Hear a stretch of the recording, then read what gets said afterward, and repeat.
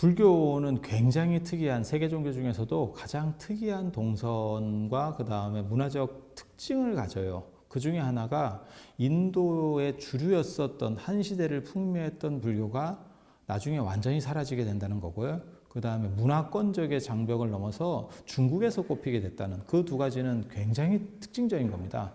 세상에 그러니까 뭐 천주교라든지 이슬람도 다 어떤 지역적인 그들의 문화권 안에서 주도적으로 움직이고, 그 다음에 문화권 자체가 형성되지 못한 남미라든지 아니면 무슨 저 아프리카라든지 이런 쪽에서 주로 움직이고 있는 거지, 문화권이 뚜렷한 곳에서 전체 주류까지 올라간 적은 없어요. 그래서 불교의 중국 정복이라고 하는 것은 굉장히 놀라운 사건이에요. 그런데 그것과 더불어서 인도 문화권 안에서 만들어졌었던 인도 불교가, 그것도 한때 주류까지 올라갔었던 불교가 완전히 사라지는 것도 굉장히 특이한 일입니다. 그래서 왜 불교는 인도에서 완전히 사라졌나에 대해서 의문들을 가지게 되고, 그것을 이제 탐색하려는 많은 시도들이 있었습니다. 그 중에 가장 이제 초보적이고 대표적인 거는 뭐냐면, 이슬람의 침략에 의해서 불교가 중심 지역이었던 북쪽, 인도의 북쪽 지역에 이슬람군들이 많이 내려오게 되면서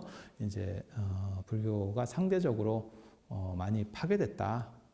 그래서 실제로 뭐 비클라마시라 사원이라든지 아니면 오란다푸티 사원이라든지 안 그러면 나란다사 같은 그런 큰 사찰들, 대형 사찰들이 다 파괴되고, 공부 전통, 특히 논서 중심의 인도 불교로서는 그렇게 한 세대 사람들이 이렇게 학살돼 버리면 그 전승을 유지하기가 상당히 어려웠을 겁니다. 오늘날 같이 이렇게 지식이 개방된 사회에서는 사람이 없어도 책을 통해서도 충분히 공부할 수 있고 다양한 방법으로 공부할 수 있었지만, 예전에는 그 사람에 의해서, 그래서 학파라고 하는 것이 실제로 가능할 수 있었던 것도 그 사람이 얼마나 내용들을 알고 있느냐하고 관련된 부분이 크거든요. 그래서 무력에 의해서 불교가 큰 타격을 받은 것에 대해서는 뭐 의심의 여지가 없습니다. 하지만 종교 전통이라고 하는 것이 단순히 무력에 의해서 사라지진 않아요. 그 가장 대표적인 게 조선시대 때 숭유억불 정책으로 500년을 눌려 있었어도 지금 현재 오늘날 한국 사회에서 유교는 사라졌지만, 유교가 지금 0.6%인가 0.3%인가 나올 겁니다. 그래서 유교가 현실 쪽에서 문화 외에는 종교적 전통은 거의 사라진 상황인데, 불교 같은 경우는 아직도 10대 후반 정도가 나오니까요. 그래서 종교 전통이 무력을 통해서 아니면 정치 권력을 통해서 완전히 사라질 수 있느냐에 대해서 의심이 제기가 됐고, 그 부분에서 이제 대안으로서 나타난 게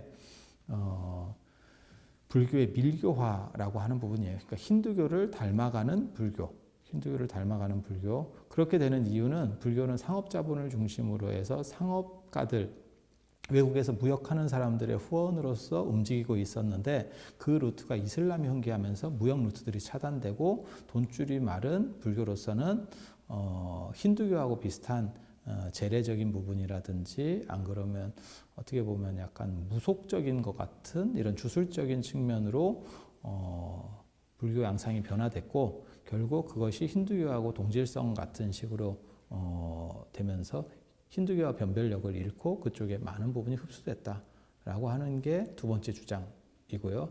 세 번째, 이제 그거보다 더 나아간 주장이라고 할 수 있는 것은, 불교의 대부분의 사람들이 나중에 이슬람에 의해서 파괴될 때 힌두교로 개종하는 게 아니고 이슬람으로 개종하고 있다는 거예요. 그 이유는 카스트 제도가 공고한 상황에서는 불교는 등역 카스트가 돼요. 그러니까 일반 수드라보다도 더 밑에, 외국인도 그렇게 등역 카스트로 들어가거든요. 그래서 이슬람은 카스트 제도가 없어요. 그렇다 보니까 불교를 포기하는 사람들이 오히려 이슬람 쪽으로 가서 그들의 어떤 신분 계급을 넘어서려고 하는 그 도도한 흐름이 불교에서 이슬람으로 대체됐다라고 볼 수 있는 겁니다. 그래서 언뜻 생각하기에는 폭력적으로 이쪽으로 공격해 들어오는 사람들 쪽으로 어떻게 쏠려갈 수 있습니까? 라고 말하지만, 실제로 우리나라 역사에서도 보면 일제강점기가 있기 전에, 아니면 일제강점기를 겪는 과정에서 일본이 우리를 탄압했지만 사실 일본 쪽으로 많이 끌려가게 되는 거죠. 그러니까는 뭐 사람이 끌려갔다는 게 아니고 동조돼 가는 거죠.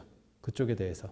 그래서 그런 식으로 흡수되어 가는 부분들이 상당히 있었다라는 걸 알 수 있어요. 그래서 세 가지 요인, 불교가 인도에서 사라지게 되는 건 세 가지 요인. 직접적인 요인은 이슬람의 침략에 의해서, 무력에 의해서 한 번, 그 다음에 이슬람의 흥기라고 하는 그거보다 이슬람의 침략보다 이른 시기에 일어나는 그 사건이 인도 불교의 자금줄을 차단해서 상업 중심, 상업 자본가들의 후원을 얻고 있었던 불교의 자금줄을 차단해서 힌두화됐다는 거. 그래서 힌두교의 일부가 흡수되고 그 다음에 맨 마지막에 남았던 세력들은 오히려 카스트 제도 때문에 힌두교 쪽으로 못 들어가고 오히려 이슬람 쪽으로 개종하게 됐다라고 하는 그러한 특징들을 보이면서 인도 불교가 거의 사라지게 됩니다. 하지만 지금 오늘날 새로운 연구들에 따르면 완전히 사라진 게 아니고 인도는 땅이 넓으니까요. 오지에는 아직도 불교 전통들이 남아있다라고 하는 것들은 있습니다. 하지만 그것이 그렇게 괄목할 만할 정도의 큰 범주는 아니기 때문에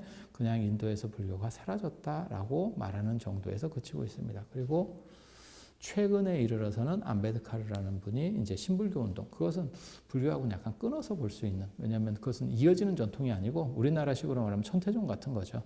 계속해서 내려오던 종단이 아니고 최근에 천태종은, 지금 현재 천태종은 단양 구인사라고 하는 데서 새로 시작되는 거고, 과거의 천태종과 연결고리는 존재하지 않기 때문에 그것을 같은 불교의 연장선상에서 보기는 조금 어려울 수 있습니다.